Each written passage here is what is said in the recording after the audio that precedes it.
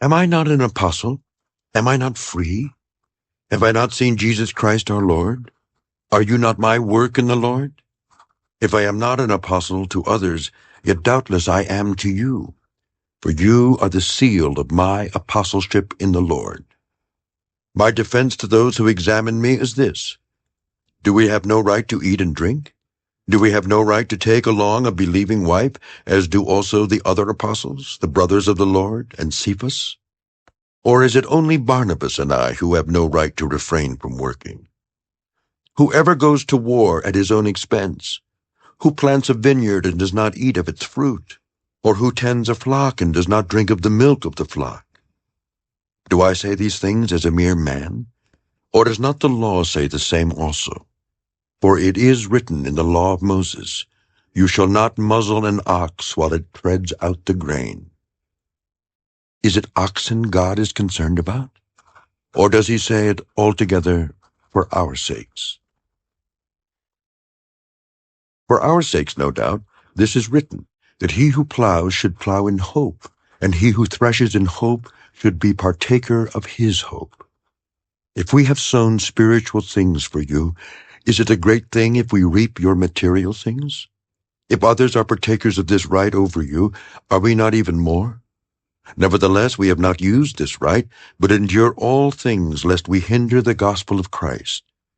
Do you not know that those who minister the holy things eat of the things of the temple, and those who serve at the altar partake of the offerings of the altar? Even so, the Lord has commanded that those who preach the gospel should live from the gospel. But I have used none of these things, nor have I written these things that it should be done so to me.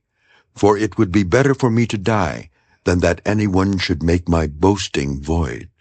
For if I preach the gospel, I have nothing to boast of, for necessity is laid upon me. Yes, woe is me if I do not preach the gospel. For if I do this willingly, I have a reward. But if against my will, I have been entrusted with a stewardship. What is my reward then? That when I preach the gospel, I may present the gospel of Christ without charge, that I may not abuse my authority in the gospel.